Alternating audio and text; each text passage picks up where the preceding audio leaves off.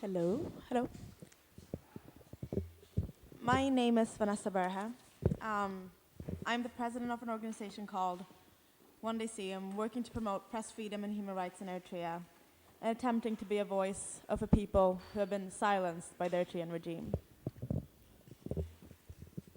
I'm honored to have been invited back here and be part of the historical, crucial, and life-changing work that is being done here, thanks to all of you who have gathered here and who have dedicated their lives to end the gruesome work of modern slavery.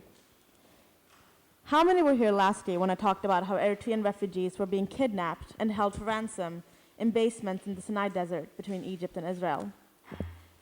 How many remember the brutal torture that these refugees had to endure? How many remember how some of the refugees then were raped, killed, and then threw in the desert like pieces of trash? I'm not here today to talk about these kidnappings, because the situation for these refugees has actually changed. When talking about the situation for Eritrean refugees with Marina Stefanos, a woman who discovered this trafficking cycle and has been working to promote refugee rights for more than a decade, she said, "I never thought the day would come where I would see anything worse than Sinai. Not ever. I never thought we would look back at the Sinai kidnappings and say that those days were better. But that is the situation we are in right now. What we are seeing is actually worse." Today I'm going to talk about how the challenges that the Eritrean refugees encounter from Eritrea all the way to Europe actually have changed, but not for the better. I'm going to talk about how a generation is risking to be lost to a tyrannical government, ruthless trafficking groups, an ignorant union, and a silent world.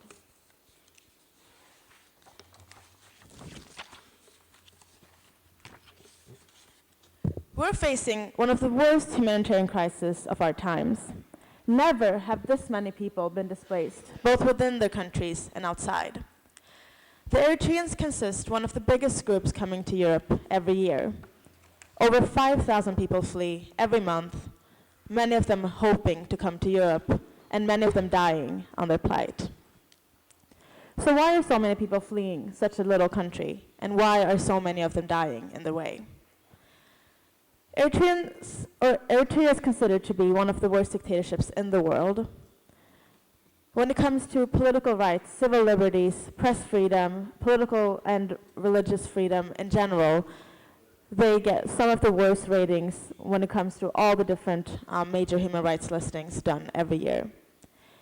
Eritreans are also subject to a mandatory indefinite national service, or slavery as we refer to it, where they're forced to work by the government an indefinite amount of time for less than $10 every month. And because of this, they decide to flee. But they can't get out of Eritrea without getting use of smugglers. So to get out of Eritrea, they have to contact smugglers, and this is the first contact that they have with them. And as soon as they're out, you would think that this is the end of their terrible road. But as we will see, this is a problem that is two-sided. These are two huge problems that when they collide, catastrophe happens. There are no legal ways for these refugees to get to Europe. Thanks to a law, or to it's a law in the European Union called financial penalties on carriers, airlines are not permitted to take on refugees, even though they might be eligible for asylum, because that will put them at risk for getting a penalty and have to pay money.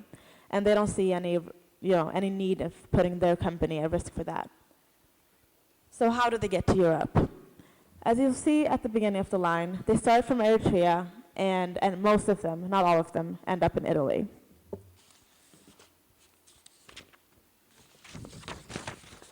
Last year, I talked about how people were kidnapped from Sudan, which is one of the countries, and Ethiopia, from refugee camps, usually from the different smugglers. Today, the kidnappings to the Sinai Desert have ended, and it is not because of the government's will to end this, or because of the people in the countries, in the region that have done something about this. It's because that the previous Egyptian government, the Muslim Brotherhood, have moved to the Sinai Desert, which has increased the military activity, which has made it impossible for the refugees to being taken there by the kidnappers. Instead, the refugees have been kidnapped in Sudan, kept there, and the ransom has increased from $2,500 to $15,000 per person. After that they've been kidnapped, some of them in Sudan, they continue their road. And as soon as they cross the border between Libya and Sudan, the risk of them being kidnapped again is very, very high. During the Sinai kidnappings, when I talked about last year, this could happen occasionally, but today it happens almost every day. The people and the refugees are taken in buses, and they go across the border, and they're surrounded by these kidnappers who are heavily armed, who surround the whole bus, and who demand ransom of all the refugees sitting in the bus. The bus is not let go until every single person has paid the ransom. One of the things we see here, and that we've seen with the kidnappers in Sudan previously, is that their purpose with this is to make money. As soon as they're done, the refugees are free to go. However, the methods used to extract the money are very similar to the methods used with the pictures that I showed to you previously. They're burnt. Their feet are burned so they can't flee. They're not giving any food, not giving any water. A lot of them, die in the desert while their families are trying to get the money, and they're just thrown away because it's just another object to extract money from. But as soon as they've paid the money, they're free to go. Their next step is to get to Tripoli, where they'll take the boat up to Italy. And this is where one of the worst part of their trip actually begins. Because as we'll see in the previous year, with ISIS getting more and more strength in the area, this has also come to affect the refugees. Since June 2015, there have been at least 6 confirmed kidnappings of Eritrean refugees. The first of them being a video released where around 24 Eritrean and Ethiopian refugees were taken, beheaded, and then the video was spread throughout the world. However, it was shown that this video had been edited and that it was at least 84 people that were in this video and that had been beheaded. The difference between ISIS and the other kidnappers and smugglers that we've seen and that the Eritreans have encountered both in the Sinai Desert and Sudan and Egypt and Ethiopia is the purpose. The purpose with ISIS is to start an Islamic State. They don't want to make any money. They are not interested in your life or anything that has to do with you. They want you to work for them. And you have a choice. Either you join them or you're beheaded. So getting out of the situation, there's no happy ending. Because not only are most of the people who are kidnapped, the reason why they are kidnapped is because they are Christians. They're devoted people who do not want to leave their religion. But it's not only about that. Joining ISIS is joining one of the worst terrorist organizations that this world has ever seen. Joining ISIS would mean that as a woman, you're as an object, a sex slave. The men are, soon to be killers. The children are just learning how to be a part of this organization. Either choices are, terrible.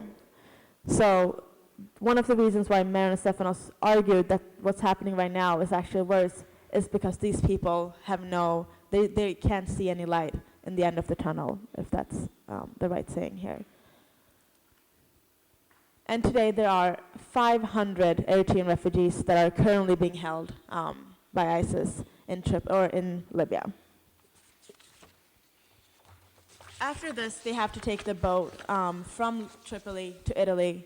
And just in September this year, over 3,000 refugees had already died on their way. A huge majority of those are Eritreans.